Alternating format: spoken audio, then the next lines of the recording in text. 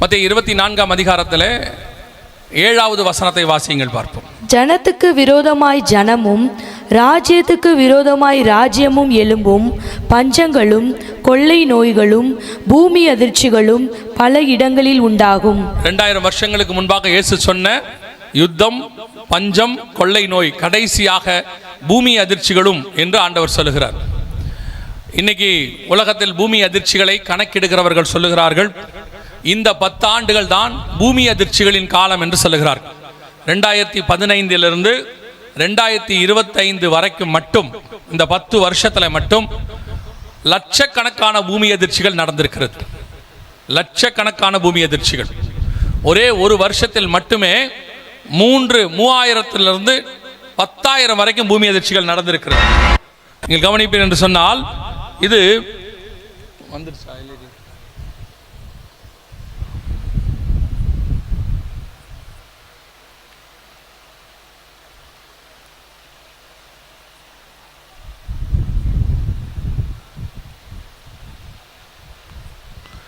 இது கடந்த 10 வருஷங்களிலே 2015 2025க்குள்ளாக நீங்கள் சிவப்பு கலர் டாட்ஸ் பார்க்குற அத்தனையும் பூமி அதிர்ச்சி. உலகளாவிய எல்லா கண்டங்களிலும் இது நடந்திருக்கிறது. அத்தனை கண்டத்திலும் இந்த பூமி அதிர்ச்சிகள் அதிகப்படியாக லட்சக்கணக்கில் நடந்திருக்கிறது என்று சொல்லுகிறார்கள். அதாவது உலகத்திலே அவர்கள் கணக்கிலே 6 பூமி அதிர்ச்சி தான் மிக பெருசு, 8 புள்ளிக்கு மேலே வந்திருக்கு. அதில் ஒன்று 2025 வந்திருக்கு, 8.5க்கு மேலே. இன்னும் பெரிய பெரிய பூமி அதிர்ச்சிகள் வரும் என்று அவர்கள் சொல்லுகிறார்கள்.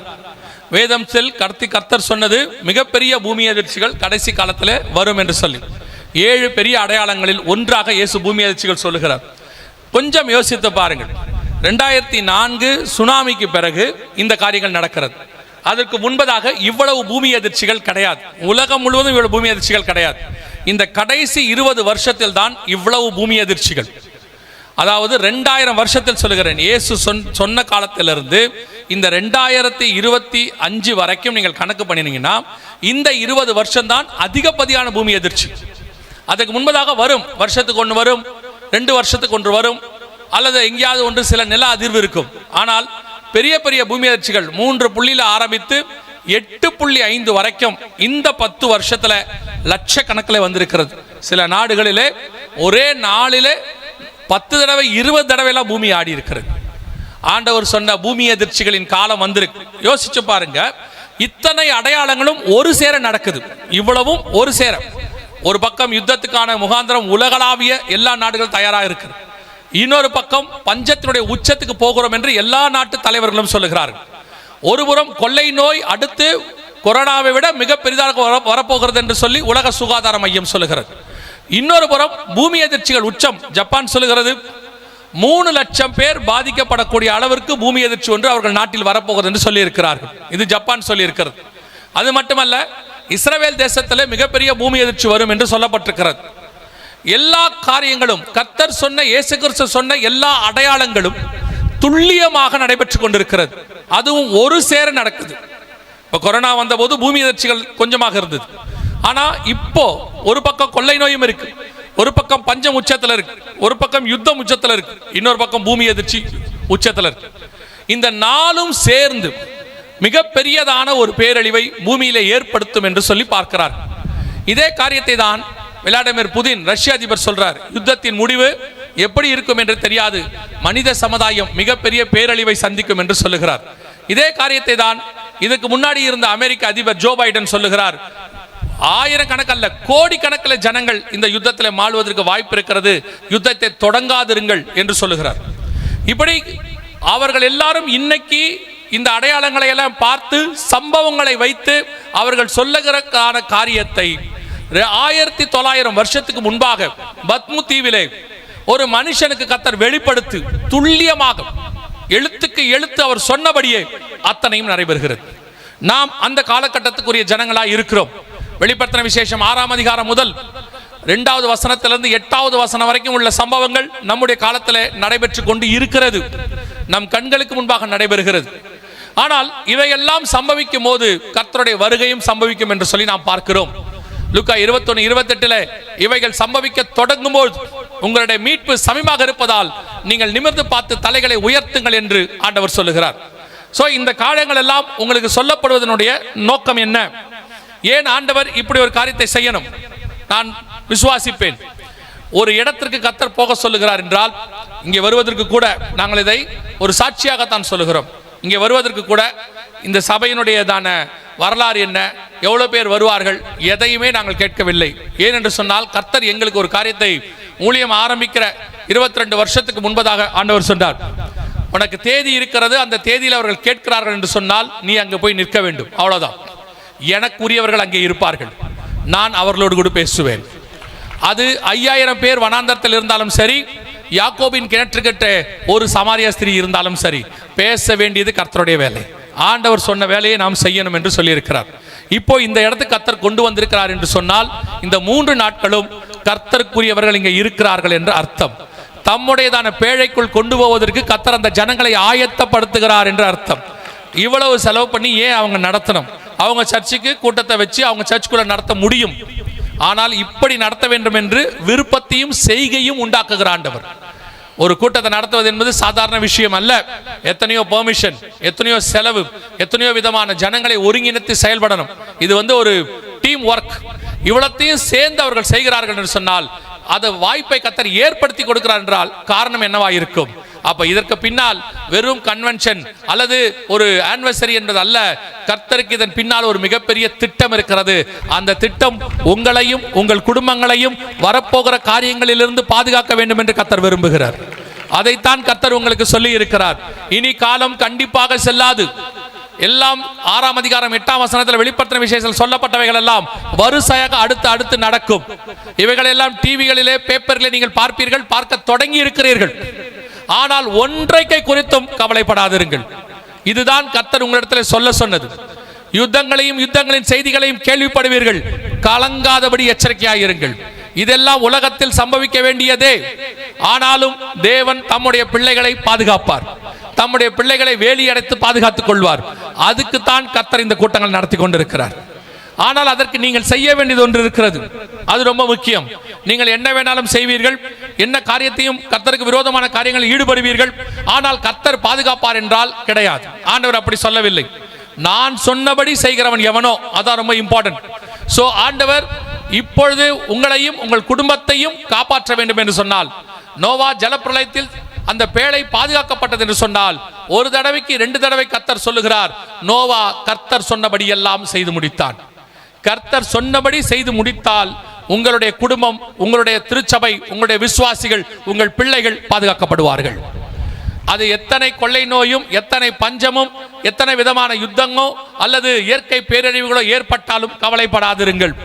யார் என்ன சொன்னாலும் பயப்படாதிருங்கள்.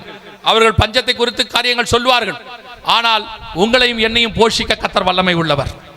அவர்கள் கொள்ளை நோய்களை குறித்து சொல்வார்கள், ஆனால் ஆண்டவர் சொல்லுகிறார், வாதை உன் கூடாரத்தை அணுகாது, கொள்ளை நோய்களுக்கு நீ பயப்படாது இருப்பாய் என்று ஆண்டவர் சொல்லுகிறார். யுத்தங்களை குறித்து சொல்வார்கள், யுத்தங்கள் வரும், ஆனால் அவைகளுக்கு நடுவிலே கர்த்தர் உன்னை பத்திரமாய் பாதுகாப்பார். அவர்கள் பூமி அதிர்ச்சிகளை குறித்து சொல்வார்கள், பூமி அதிர்ச்சிகள் வரும், ஆனால் உன் வீடு அதிராதபடி கர்த்தர் பாதுகாக்க வல்லமை உள்ளவராய் இருக்கிறார். எப்படி நடக்கும், ஏன் நடக்கும்னு கேட்காதீங்க. எத்தனையோ சாட்சிகள் இருக்கிறது, எத்தனையோ சாட்சிகள் இருக்கு. கர்த்தர் தம்முடைய பிள்ளைகளை பாதுகாத்ததை நாம் வேதத்திலே வாசிக்கிறோம். நோவா காலத்திலிருந்து வாசிக்கிறோம். இஸ்ரவேல் ஜனங்கள் எகிப்திலிருந்து பார்க்கிறோம், செங்கடலிலிருந்து பார்க்கிறோம், எரிகோவிலிருந்து பார்க்கிறோம், யோர்தானிலிருந்து பார்க்கிறோம், இயேசு கிறிஸ்துவின் பிள்ளைகளை வரைக்கும் பார்க்கிறோம். கர்த்தர் தம்முடைய பிள்ளைகளை பாதுகாக்க வல்லமை உள்ளவராய் இருக்கிறார். எனவே வரப்போற காலங்களுக்கு கவலைப்படாதிருங்கள், பயப்படாதிருங்கள், ஆயத்தப்படுங்கள். ஒவ்வொரு நாளும் ஆயத்தப்படுங்கள். கிறிஸ்துவை சந்திப்பதற்கு நீங்கள் ஆயத்தப்பட்டு தயாராக நில்லுங்கள். அது போதுமானதாக இருக்கிறது. இவைகளுக்கு நடுவிலே தான் கிறிஸ்துவின் வருகையும் சம்பவிக்கும். இயேசு சொன்ன இத்தனை காரியங்களுக்கு நடுவிலே கிறிஸ்துவின் வருகையும் சம்பவிக்கலாம். எப்போ வரும்னு தெரியாது. அவர் வரும் நாளாகிலும் நாளிகையாகிலும் பிதா ஒருவரை தவிர மற்ற ஒருவனும் அறியான் என்று வேதம் சொல்லுகிறது. எனவே இவைகள் எல்லாம் ஒரு சேர நடக்கும். அவைகளுக்கு நடுவில் கிறிஸ்துவின் வருகையும் சம்பவிக்க வாய்ப்பு இருக்கிறது. அந்த கிறிஸ்துவை சந்திப்பதற்கு நீங்கள் ஆயத்தப்பட்டால் போதும், இவைகளுக்கு நடுவில் இருந்து கர்த்தர் பாதுகாப்பார். இதை செஞ்சீங்கன்னா அது தானா நடக்கும்.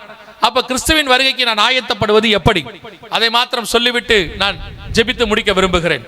முதலாவதாக இயேசு கிறிஸ்துவின் ரத்தத்தினாலே பாவ மன்னிப்புக்கென்று உங்களை ஒப்பு கொடுக்க வேண்டும். அவருடைய ரத்தம் கழுவப்படுவதற்கு வேறொரு மீட்பு இல்லை, வேறொரு இரட்சகரும் இல்லை. மனித குலத்திற்கென்று மரித்த ஒரே ஒரு தேவன் தான் இருக்கிறார். ஏனென்று சொன்னால் மனிதனை மீட்க இன்னொரு மனிதனால் முடியாது. தவறு செய்த மனுஷ ரத்தத்திலிருந்து இன்னொரு மனுஷ ரத்தம் மீட்காது.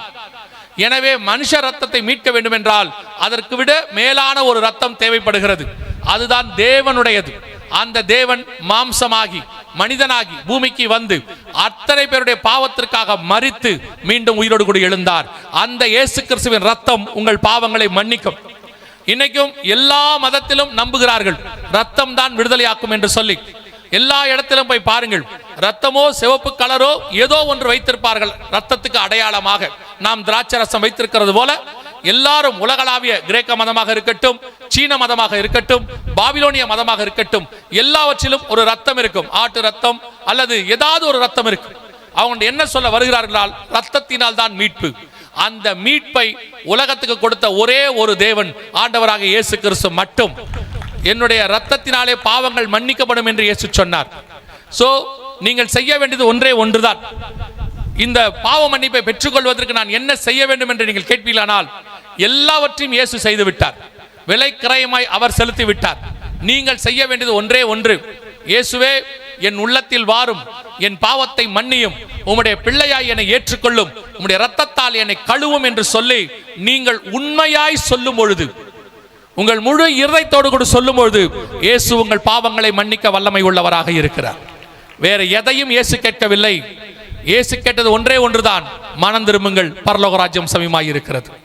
நீங்கள் செய்ய வேண்டிய முதல் காரியம் இதுதான்.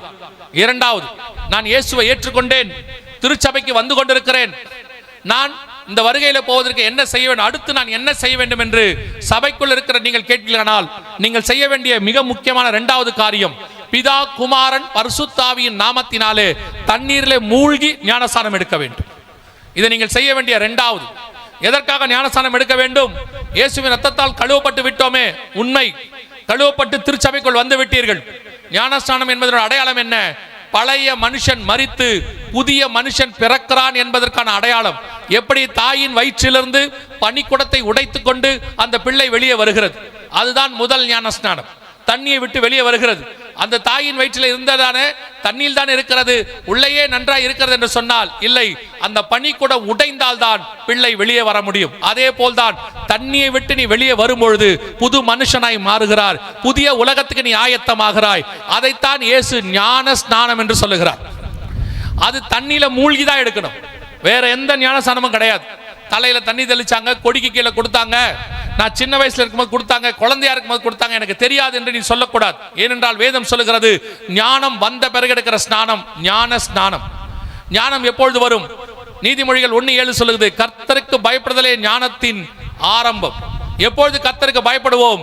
தீமை விட்டு விலகுதலே கர்த்தருக்கு பயப்படுகிற பயம். அப்ப ஞானஸ்நானம் எப்ப எடுக்கணும்?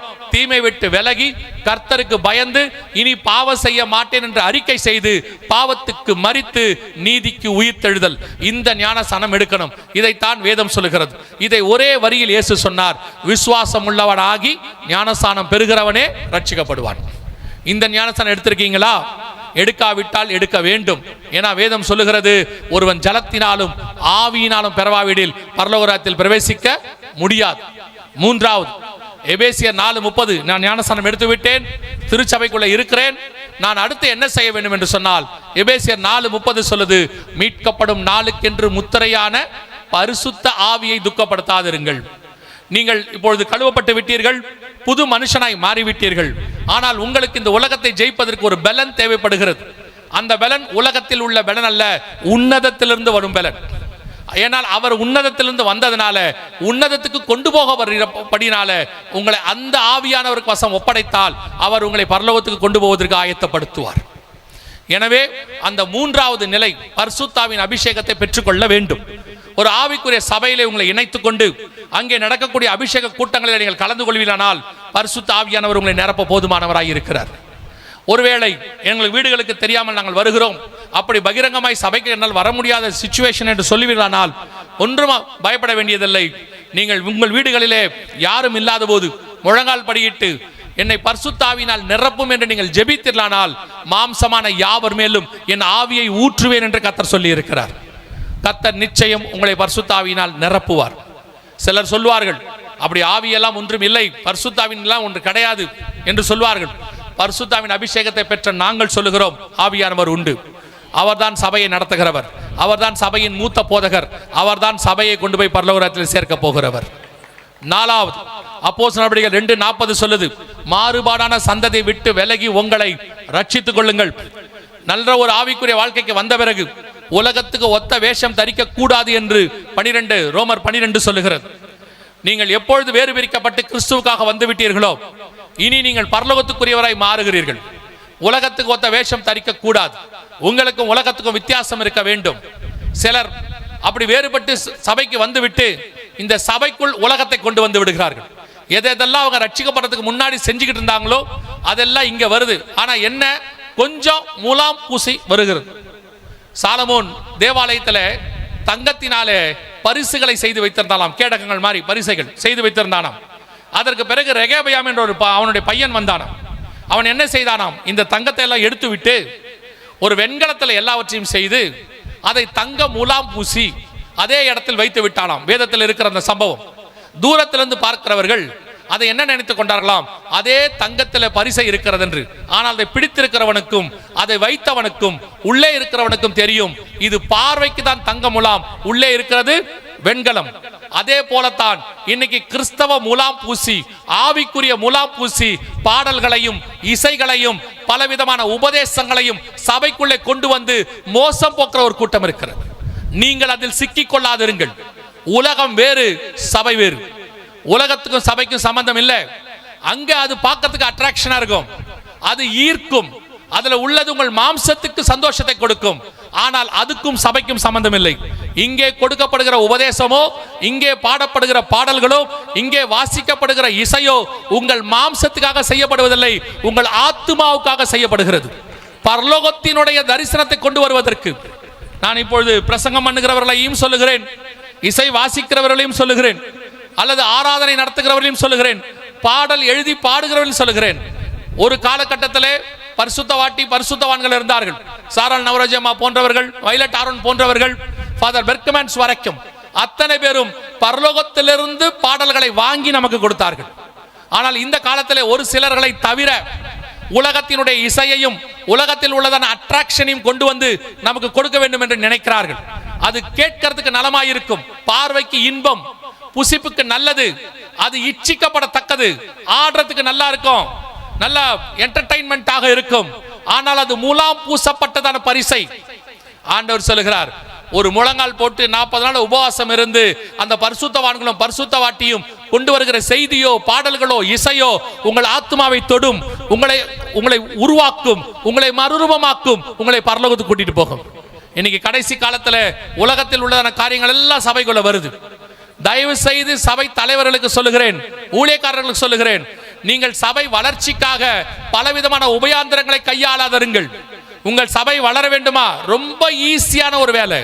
நல்ல முழங்கால் போட்டு ஜெபம் பண்ணி நல்ல வேதத்தை தியானிச்சு பரலோகத்திலிருந்து வார்த்தையை கொண்டு வந்து சபைக்குள்ள கொடுங்க. அந்த வார்த்தைக்கு ஜனங்களை கொண்டு வருவதற்கு கர்த்தர் போதுமானவராய் இருக்கிறார். நாலாபுரத்திலிருந்து கொண்டு வருவார். திட்டங்களை போட்டு ஜனங்களை சேர்க்க வேண்டிய அவசியமே கிடையாது. கர்த்தருக்குள் நீங்கள் சரியா இருந்தால் உங்களை நோக்கி ஜனங்களை கொண்டு வருவதற்கு கர்த்தர் போதுமானவராக இருக்கிறார். வேறு பிரிக்கப்பட்ட வாழ்க்கை ரொம்ப முக்கியம். 5வது, நாம் வருகை வரப்போகிறதை விசுவாசிக்கிறோம், ஆண்டவரை சந்திக்க புறப்பட்டு போக போகிறோம் என்கிறோம்.